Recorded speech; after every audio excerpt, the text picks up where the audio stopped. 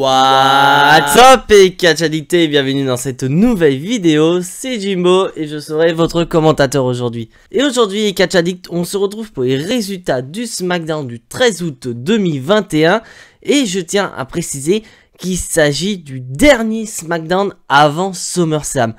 Car en effet, c'est vrai que d'habitude, les pay-per-view en France sont de la nuit. C'est vrai qu'en règle générale, les pay-per-view chez nous en France sont en règle générale la nuit du dimanche à lundi à 1h voire à 2h du matin heure française. Mais cette fois-ci, comme vous le savez, cas exceptionnel, la WWE nous diffusera SummerSlam la nuit de samedi à dimanche.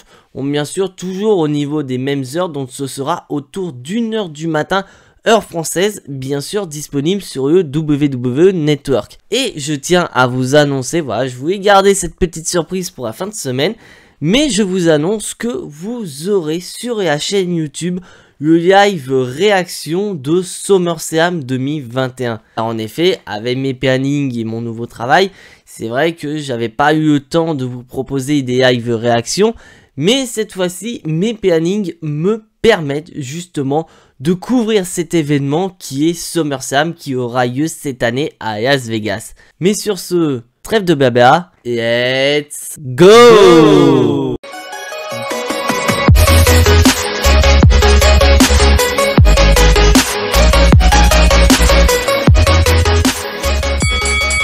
Et donc le show commence avec notre challenger numéro 1 au titre universel de Roman Reigns à SummerSlam. Il s'agit de The Champ, le 16 fois champion du monde, John Cena. Et bien sûr, John Cena est applaudi par le public adore. Et là, John Cena va prendre le micro et il va défoncer le chef tribal. Donc en effet, John Cena il démonte Roman Reigns et il parvient donc à avoir le public dans sa poche. Mais ça va pas plaire à Roman Reigns très longtemps. Parce que en effet, nous avons le chef tribal qui arrive et qui confronte John Cena. Et c'est vrai que les deux vont s'envoyer des sacrés punchlines. Et franchement, je vais vous dire, c'est la promo de l'année 2021. Car là, en effet, nous avons Roman Reigns qui va commencer à attaquer John Cena, mais quand même de manière assez violente, car souvenez-vous, les semaines précédentes, il parlait donc du missionnaire, et là, Roman Reigns, il va attaquer John Cena, mais j'ai surkiffé avec vraiment le coup, ah t'as fait le missionnaire pendant 20 ans, t'as peut-être aimé ça, mais apparemment Nikki Bella n'a pas trop apprécié. Oula, ça envoie des punchlines, oulala, ça fait hyper mal. Et d'un autre côté, nous avons John Cena qui dit que Roman Reigns, en fait, il a été protégé pendant toutes ces années. Déjà d'une par The Shield, et du fait qu'il a été toujours protégé, et il a démoli la carrière de Seth Rollins, et que Dean Ambrose ne soit plus là. Je tiens à vous rappeler que Dean Ambrose maintenant est connu sous le nom de Jon Moxley à la AEW. Oula, ça commence à partir dans tous les sens, et là c'est cette promo. Et là bien sûr, il y a la plus grosse punchline que j'ai kiffé de tout ce segment, c'est que John Cena dit pendant toute la conversation que lui, il a juste besoin de maintenir Roman Reigns au compte de 1, de 2, de 3 pour devenir 17 fois champion du monde, et il va faire ça avec le public et le public va lui rendre en bien. Et là donc on va passer quand même à la grosse référence de ces segments. Comme je l'ai dit, il dit clairement que quand il va battre Roman Reigns, il va aller vers la foule, il va passer par-dessus les barricades de sécurité et il va lui faire un gros bisou et il va quitter SummerSlam à travers la foule. Bon, je pense que vous avez peut-être deviné la référence. Il s'agit de ce qui s'est passé entre John Cena et CM Punk lors du main event de Money in the Bank en 2011. D'ailleurs, pour petite référence, pour moi, il s'agit du meilleur match du pay-per-view Money in the Bank, et sachant une des meilleures rivalités de la décennie 2010-2020. Bon, je vous laisserai en débattre dans les commentaires. Et là, franchement, j'ai surkiffé cette promo. La WWE aura laissé quand même 15 bonnes minutes. C'est vrai qu'au début, c'était pas une grosse promo. C'était vraiment, j'ai vu cette promo comme plus ou moins un moteur diesel, voilà, où il fallait un peu de temps au moteur pour pouvoir aller à grande vitesse. Et dès que ça a été lancé, et bah j'ai surkiffé cette promo, parce que c'est vrai que cette rivalité entre John Cena et Roman Reigns était assez molle, et nous avons eu des informations dont de la part de Wrestling Observer, qui est quand même un très bon site américain, que la WWE prévoyait une petite surprise pour nous lors de cet épisode de SmackDown, dans le but de donner un peu de piment dans cette rivalité entre Roman Reigns et John Cena. Et franchement, j'ai pas été déçu par cette promo. Je vous laisse en débattre dans les commentaires pour savoir si vous avez kiffé cette promo. Et surtout, dites-moi dans les commentaires si vous êtes pour la Team Cena ou la Team Reigns. Et là, on va passer au premier match de la soirée. Apollo Crews, notre champion intercontinental, défend son titre face au King Nakamura. Bon, pourquoi nous avons ce match? Donc, je vais vous faire un résumé des épisodes précédents sur pourquoi nous avons ce match pour le titre intercontinental. Bon, déjà, rappelez-vous, il y a quelques semaines, nous avions un match 3 contre 3 avec bien sûr d'un côté King Nakamura et Apollo Crews. Et à la fin du match, bah nous avons Nakamura qui a rivé les épaules du champion Apollo Crews. Bon, déjà, WWE, on pouvait supposer qu'ils allaient nous mettre un match pour le titre entre ces deux catcheurs. Mais surtout, ce qui a validé ce match cette semaine, il s'agit de ce qui s'est passé la semaine dernière. Car en effet, Nakamura et Apollo Crews s'affrontaient dans maintenant ce qu'on appelle les contender match. Donc il suffit de battre voilà, le champion en titre dans ce type de match pour obtenir une opportunité. Et donc bien sûr, durant le match, nous avons le commandant Aziz qui est intervenu durant le match, causant ainsi la disqualification du champion intercontinental et la victoire de King Nakamura. Ce qui explique pourquoi nous avons ce match. Et bah je vais passer au match. J'ai trouvé assez correct. On bien sûr à noter que nous avons Rick Bood d'un côté et le commandant Aziz. Bon, déjà dans un premier temps, Rick Bood va intervenir donc en faisant de la musique, de la guitare, en faisant le thème d'entrée de Nakamura. Sauf qu'il va se faire éjecter par l'arbitre, mais le commandant Aziz veut en profiter pour attaquer Nakamura du fait que l'arbitre a le dos tourné. Sauf que l'arbitre voit le début d'intervention du commandant Aziz et expulse aussi ce dernier. Donc de ce fait, nous allons avoir un match clean entre Nakamura et Apollo Crews. Et franchement, j'ai bien aimé ce match avec vraiment de l'intensité dans ce match, du bon catch digne de la mid-card. Et franchement, j'ai bien aimé. Et donc, nous avons la fin du match où nous avons King Nakamura qui porte donc son Kinshasa pour le compte de 3. Et donc, gagnant de ce match et nouveau champion intercontinental, King Nakamura. Et d'ailleurs, je vous dis, il s'agit du deuxième titre de champion intercontinental de King Nakamura, après que ce dernier ait remporté le titre intercontinental, je crois de mémoire, en fin d'année 2019. Donc moi d'un côté, je suis assez content de ce règne de Nakamura, bien que voilà, je dis aussi le règne d'Apollo Crews est assez correct. Bon, j'ai pas trop aimé du fait que Apollo Crews perdent toujours par disqualification à cause du commandant Aziz. Donc là, qui perdent de manière clean, j'ai bien aimé. Et j'ai surtout aimé la célébration de King Nakamura. Parce que je tiens à vous rappeler qu'au niveau de la table des commentateurs, nous avons Pat McAfee du côté de SmackDown depuis pas mal de semaines. Et il interagit énormément sous la musique de King Nakamura. Et donc ces derniers sont au niveau de la table des commentateurs. Donc nous avons Nakamura, Rick Bood et Pat McAfee qui sont en train de danser sur l'hymne de Nakamura. Et franchement, j'ai bien aimé. Bon, maintenant, reste à savoir quelle va être la suite pour notre tout nouveau champion intercontinental. Qui ira toquer à la porte de Nakamura? Je vous laisse en débattre, bien sûr, dans l'espace des commentaires. Et maintenant, on passe au prochain match de la soirée, les Street Profits contre Alpha Academy. Et donc, la WWE va nous faire un résumé des épisodes précédents sur pourquoi nous avons ce match entre les Street Profits et Alpha Academy. Bon, déjà dans un premier temps, c'est parce que Chad Gable avait proposé ses services aux Street Profits pour qu'ils puissent être plus forts qu'ils ne le sont déjà, et donc ainsi Montez Ford et Angelo Dawkins ont refusé l'offre de Chad Gable, causant ainsi donc plus ou moins la colère d'Otis. Et nous avons eu donc une séquence où malheureusement Montez Ford s'est blessé et dont ce dernier était absent pendant un moment, mais maintenant Montez Ford est de retour et il veut se venger. Donc là on va passer au match. C'est un match assez correct au niveau tag team, très clairement. Et nous avons cette séquence de fin de match où nous avons donc Otis qui est à l'extérieur du ring, et nous avons toujours Montez Ford. Franchement je kiffe ce catcheur. Il va faire un saut à l'extérieur, donc ainsi pour s'occuper d'Otis, ce qui permet à Angelo Dawkins de porter sa prise de finition sur un Chad Gable distrait pour le compte de 3. Donc gagnant de ce match, il y est Street Profits. Bon, maintenant reste à savoir ce que la WWE nous réserve avec ses équipes, parce que je tiens à préciser que nous avons les Mysterio et les Usos qui sont en train de combattre pour le titre de champion par équipe de SmackDown à SummerSlam.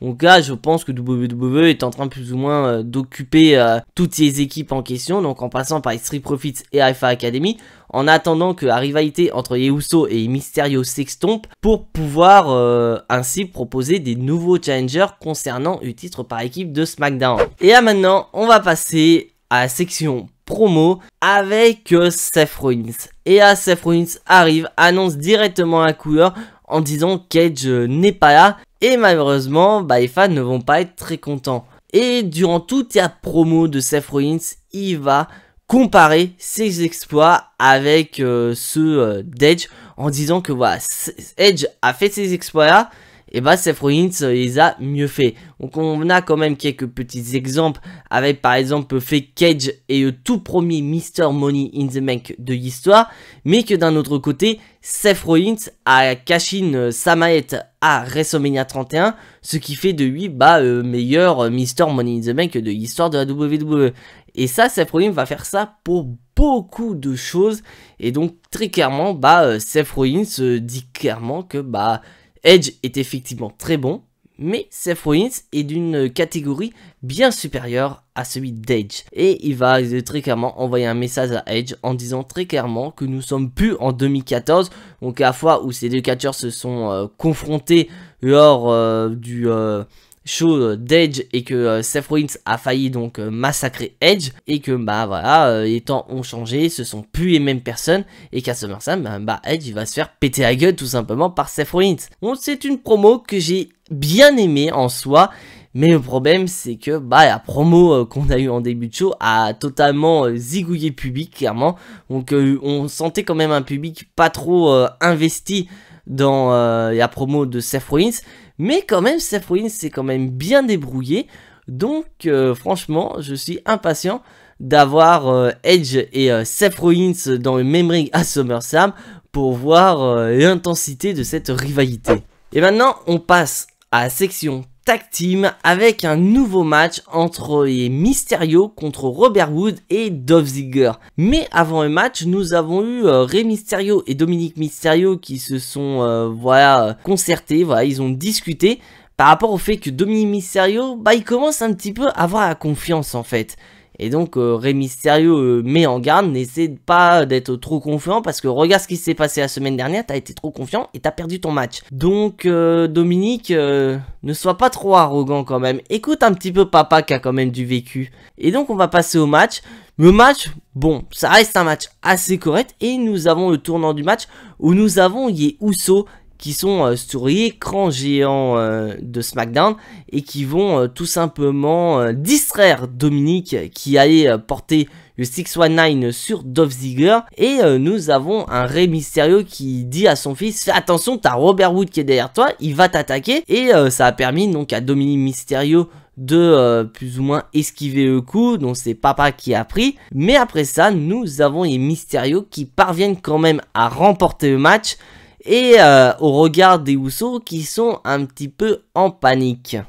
Donc très clairement, on peut se demander quelle va être la suite, parce que très clairement, bah Uso et Mysterio vont déjà s'affronter à SummerSlam. Donc est-ce que la WWE ne serait pas en train de nous teaser une défaite des Mysterio à cause d'un excès de confiance de Dominique, créant ainsi une rivalité père et fils? Ça, seul le temps nous donnera la réponse à cette question. Et là, maintenant, on va passer à la section d'échéance de Corbin. Parce que, en effet, nous avons encore Baron Corbin qui est présent. Toujours, voilà, avec sa chemise qui est pas repassée, toujours dégueulasse, la barbe qui pousse, les cheveux qui poussent. Donc on a vraiment un Corbin qui est au fond du trou, comme on peut dire. Et donc Corbin va parler avec le public en disant que, voilà, il y a besoin d'argent.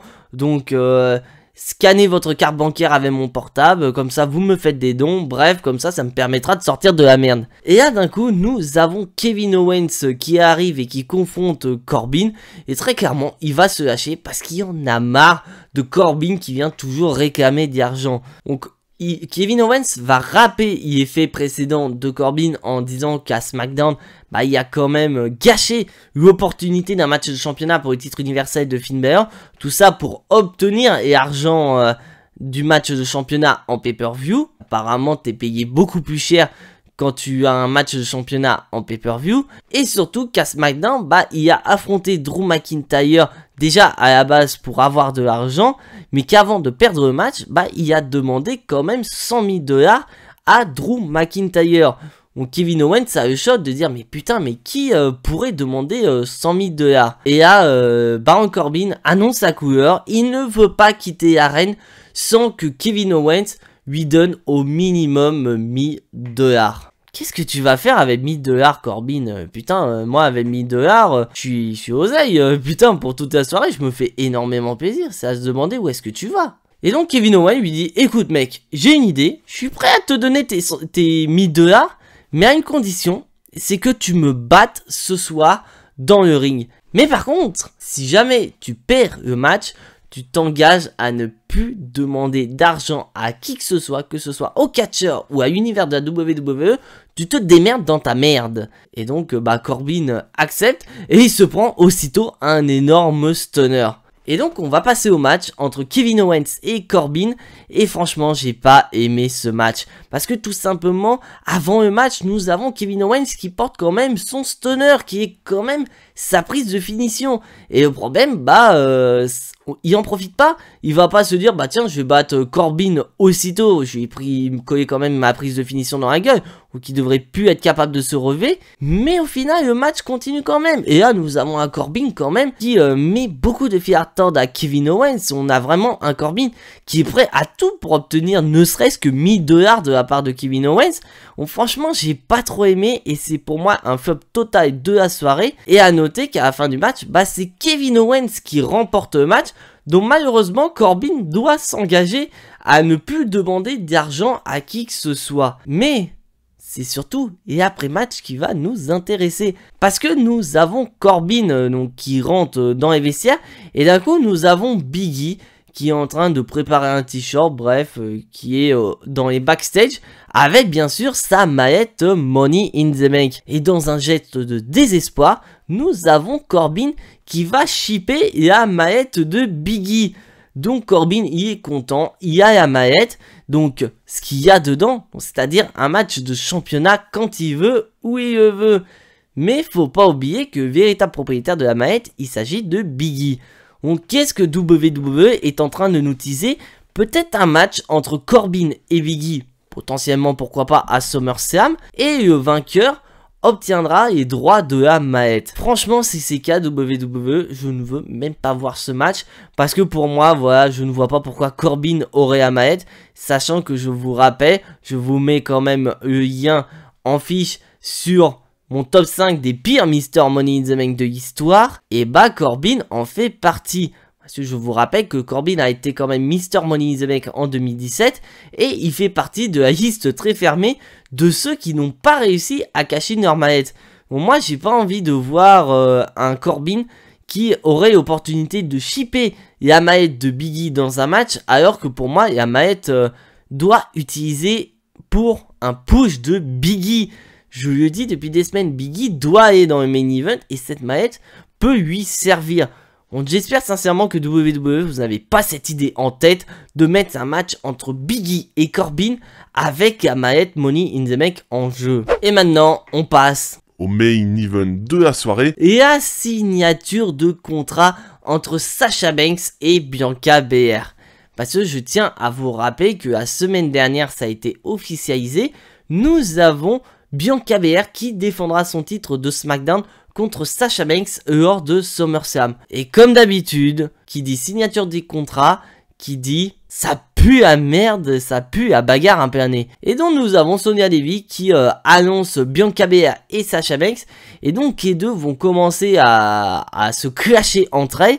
Et Sonya Deville en a marre, on dit c'est bon, on en a marre, allez, signez votre contrat et rendez le match officiel. Mais le match il n'est pas déjà officiel de base. Mais à noter que avant de signer le contrat, Sasha Banks dit qu'elle a besoin de témoins. Et nous avons Zelina Vega et Carmella qui arrivent. Et après que le contrat soit signé, ces dernières viennent attaquer Bianca Belair. Donc clairement, c'est le dicton, l'ennemi de mon ennemi est mon ami. Et donc bien sûr, Bianca Belair en infériorité numérique n'arrive pas à vaincre Zelina Vega, Carmella et Sasha Banks. Ce qui permet donc de ce fait à Sasha Banks de porter le bank statement sur une Bianca Belair affaiblie, mais de manière assez intelligente. Car rappelez-vous, lors de WrestleMania 37 dans le main event de la nuit 1, Bianca Belair avait utilisé sa tresse comme arme. Et bah cette fois-ci, Sasha Banks va utiliser cette tresse de Bianca Belair contre Bianca Belair elle-même.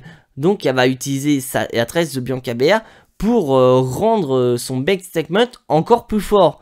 Donc est-ce que c'est pourquoi pas un petit spoiler pour SummerSlam? Est-ce que du fait que je pense que comme les cheveux sont pas trop considérés comme des armes illégaux dans les matchs, donc est-ce que Sasha Banks pourrait utiliser la tresse de Bianca Belair comme arme contre sa propriétaire? Et donc le show se termine ainsi avec une Sasha Banks qui prend l'ascendance psychologique sur la championne. Au moins franchement, j'ai adoré cette promo. Bon bien sûr, il fallait s'y attendre que signature de contrat ne se déroule jamais correctement à la WWE. On l'a eu notamment du côté des hommes avec Roman Reigns et à la base Finn Balor. D'ailleurs, spoiler alert, quand même, Finn Balor n'était même pas présent lors de cet épisode de SmackDown. Donc est-ce que l'effet Finn Balor serait pas déjà terminé? Donc, bilan de ce SmackDown, j'ai plutôt bien aimé ce SmackDown. Donc, à noter que, comme je l'ai dit en début de vidéo, c'est le dernier SmackDown avant SummerSlam.